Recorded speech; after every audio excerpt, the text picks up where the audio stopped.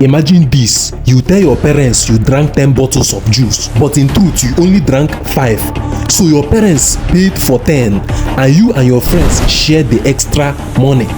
That is exactly what is happening in Nigeria oil importation and refinery. Nigeria use petrol every day. The government asks how much fuel did we use? Some people answered a lot, bring more fuel. Government then paid huge money to people who said we imported that fuel. But here is the problem. Multiple investigations say the fuel was not that much.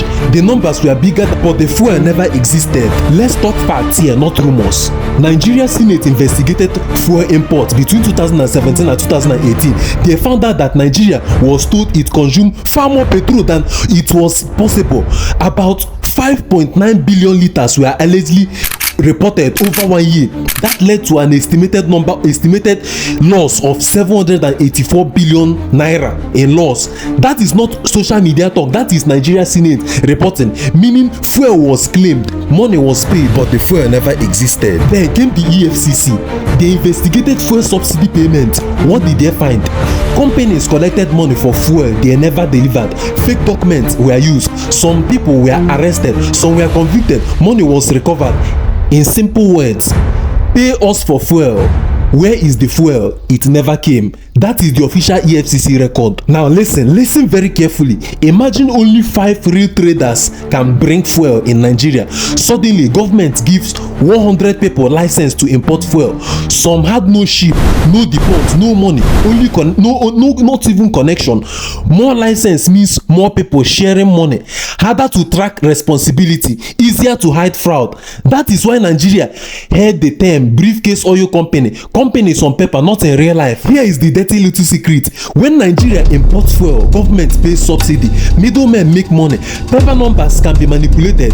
When Nigeria refines fuel locally, there are no fake imports, no fake ship, and fewer paper clicks. That is why importing was more profitable than refining, and that is why local refinery were neglected for years. The fight became public. Dangote refinery said Nigeria's fuel consumption numbers don't make sense at all. They said imports were being favored over local refining. They called the system corrupt. This led to public arguments, regulatory resignation, and parliamentary attention, meaning the problem is not finished. The battle is still ongoing. Now let's say it's so simple. Nigeria was told we used 10 bottles of fuel, but evidence suggests we used 5. Government paid for 10.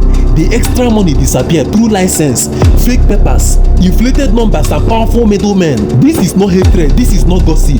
These are Senate reports, EFCC investigation, court cases, public disputes, and until fuel numbers become transparent, until local refinery fully replace import, this problem will keep repeating. Corruption does not always steal with gun. Sometimes it steals with numbers on papers.